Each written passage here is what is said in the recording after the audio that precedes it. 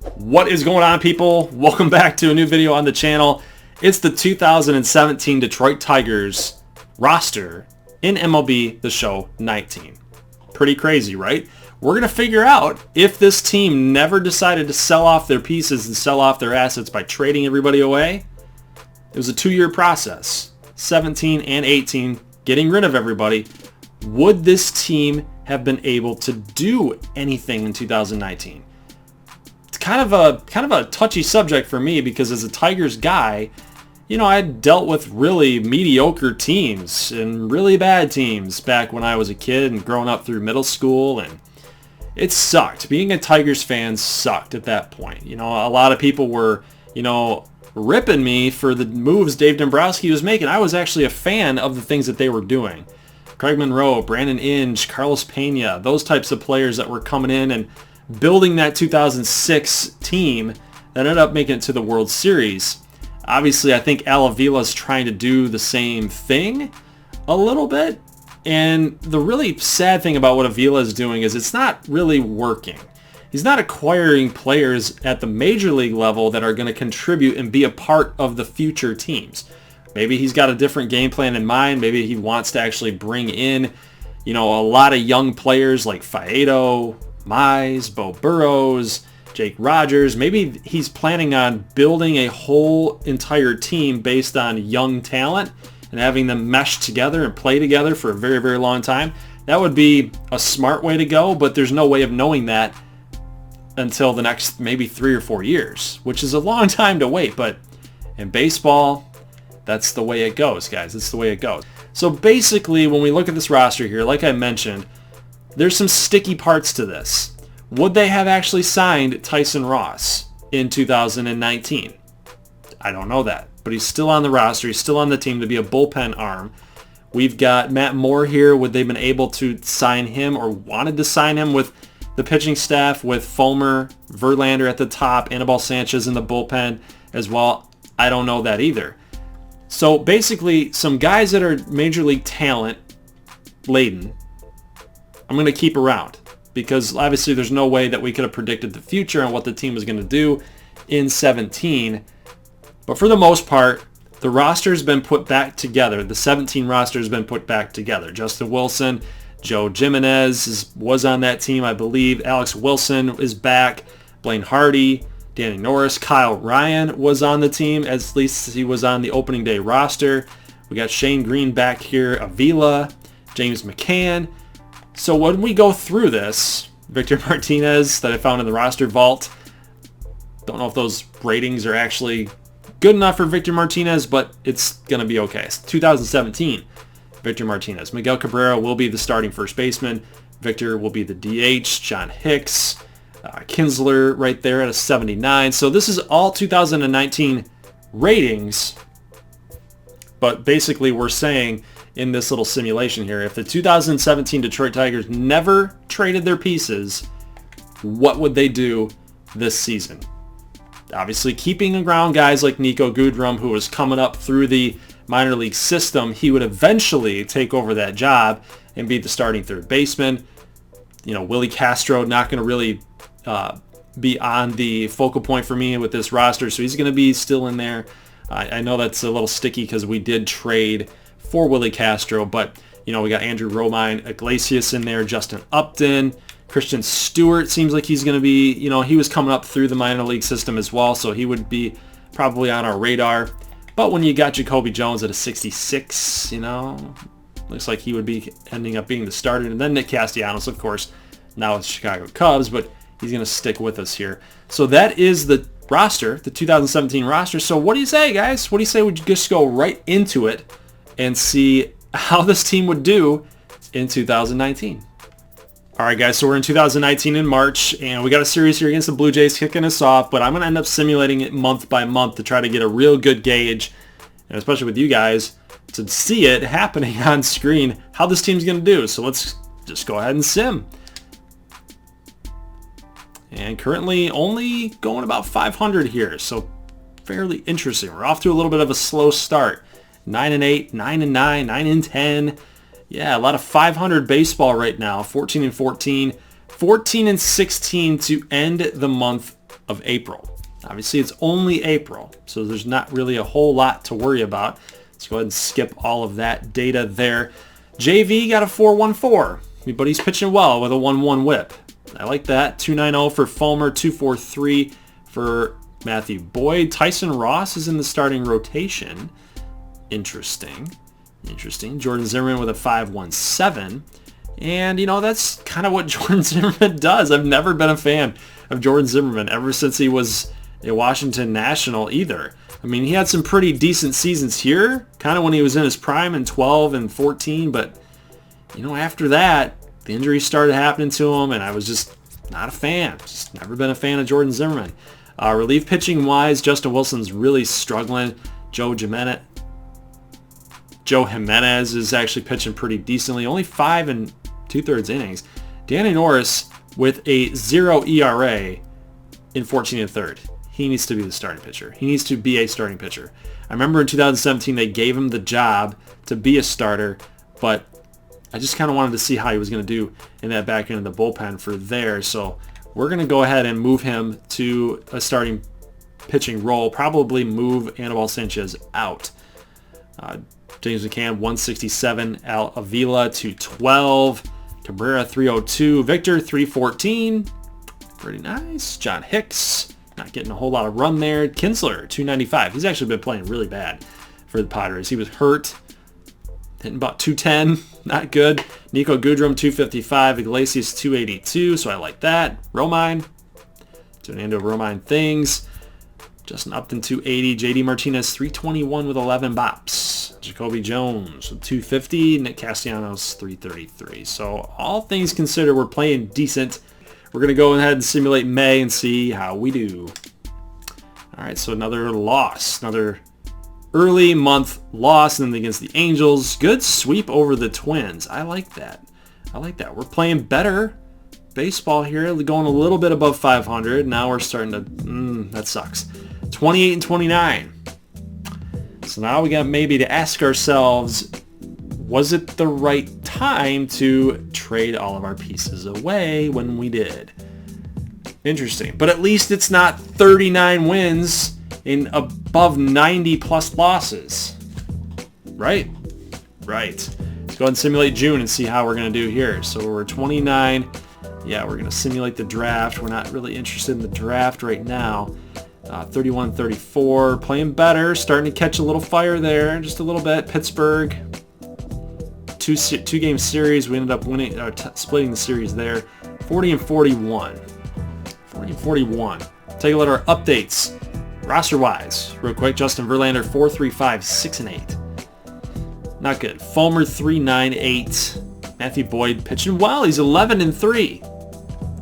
Jordan Zimmerman, a 4, 6 and 5. Casey Mize is moving up the ranks, which is nice to see. Tyson Ross got sent down AAA. Not cool, man. Justin Wilson, 7.71. Joe Jimenez, 0.57. He's pitching really well. 2.61 for Alex Wilson. Not bad. Danny Norris now a 4.34, being a starter now. Blaine Hardy with a 9. Shane Green, 3.94. James McCann bringing that batting average up to 250. Avila, 246. Miguel, 312. Victor Martinez, 331 with 13 home runs. That's the Victor we know, right? Hitting just insanely good numbers with the batting average. Ian Kinsler, 299. Like that. Nico Goodrum, 237. Iglesias, 297. Andrew Romine really struggling, really going downhill. JD Martinez, 285. Upton, 263. Jacoby, 264. Castellanos, 312 with some pop. 20 home runs for 61. Ribeyes, some steak ribeyes. Let's see some all-star voting here. Are we getting anybody? Are we getting anybody that would be worthy of that? Matthew Boyd for sure. Relievers wise, doesn't look like we're getting a whole lot of love there. Closing pitchers, not going to get a lot of love there. Catching, no, not really. But Miguel Cabrera looks like he's going to be the AL representative, and Victor is right behind him. That's kind of cool. I like to see that. There's no way that Kinsler is even up on that board. Actually, was he? No, he's not up on that board. Third base. Goodrum, not going to cut it. Shortstop, Iglesias, not on the list. JD Martinez would be an all-star rep, hitting 27 home runs at the break. He's leading all of the left fielders right now. This is crazy. Good old JD, hitting a bunch of home runs. Center fielder, not up there. Right field, Nick Castellanos hitting 312 with 20 home runs. He is right behind Aaron Judge with 22. I'd say our guys are having a good season. It's just the pitching staff. And, you know, maybe, just maybe, the team didn't necessarily need a rebuild. The team didn't need to get blown up. Maybe it was just the pitching staff needed a little bit more young arms in it.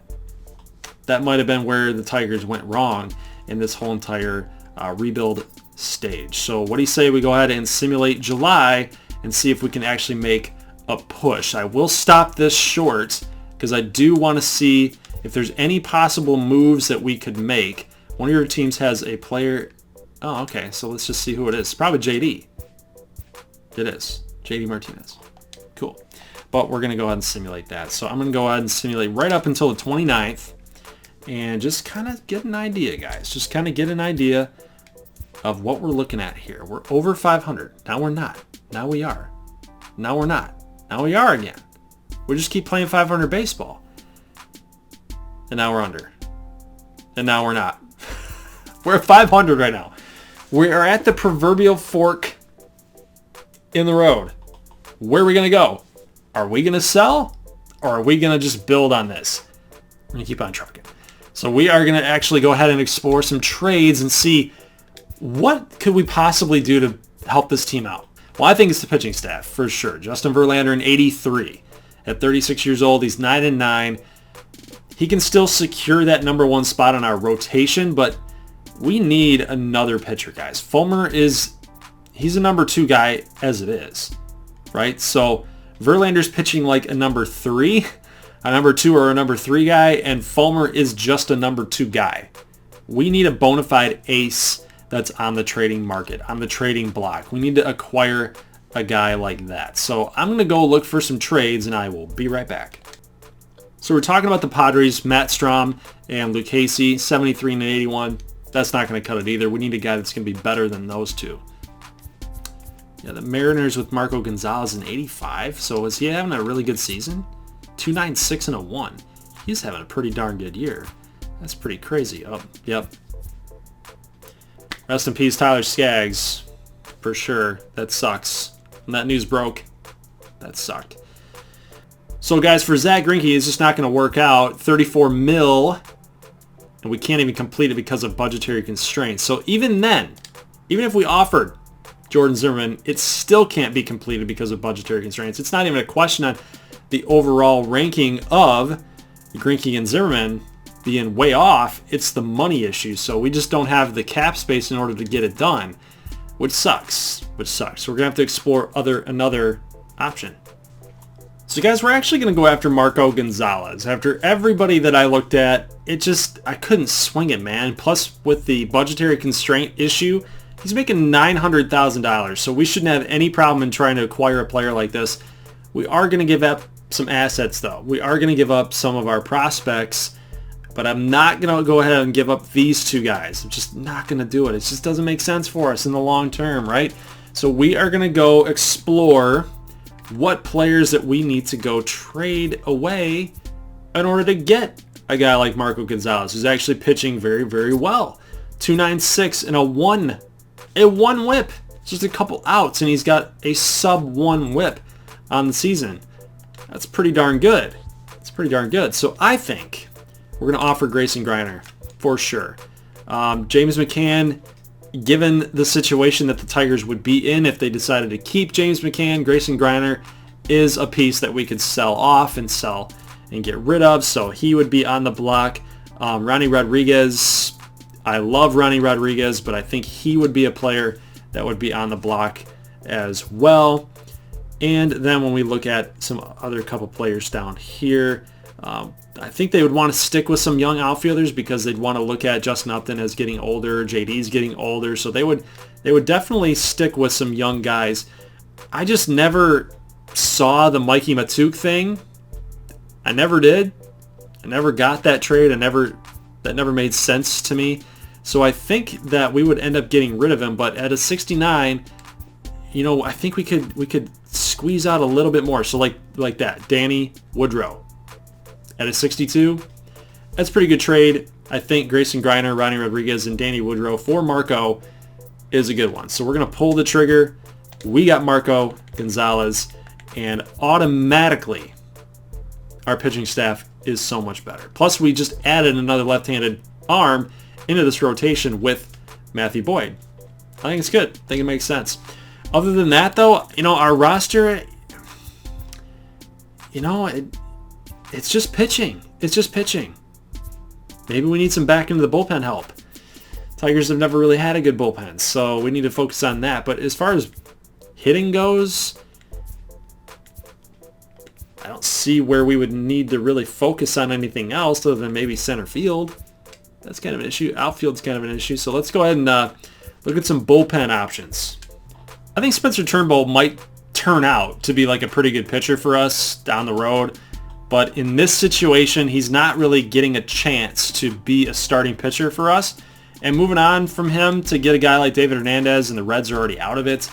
David Hernandez would be a guy that we could add in that back end and that late inning type of scenario. So I think Spencer Turnbull for David Hernandez is a decent trade. It's really split kind of in favor for the Reds. They're getting a starting pitcher with that B potential, I think. Yep. So they're looking at it. They're trying to get a little bit younger on the pitching staff. I think it makes some sense for both teams. Let's go ahead and pull the trigger here. So now we do end up getting David Hernandez on the team. He's now jumped up to an 80 overall. He's already our best pitcher in that bullpen. 4-0 over Tyler Skaggs. Michael Fulmer goes to 8-8 on the year. Trade deadline is passed. This is going to be interesting. What is going to happen, guys? Let's go ahead and simulate August. And fingers crossed, did the moves that we made help us? Maybe? 64 and 65? 7? We're winning some games here, guys. We're going to be able to do it. We're 70 and 65 right now. Where are we in the standings? We're 12 and a half games back. There's no way. Not gonna happen, guys. But we're 3.5 games out of the wild card. We could do it. Hey, it could happen. We could do it. Let's just take a look one more time. Rays, Red Sox, and White Sox. We're 3.5 games behind the White Sox. That is a huge series. Do we play the White Sox at any point? We have 6 games against the White Sox right here.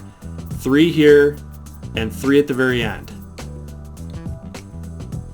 But no other games against other wild card contending teams.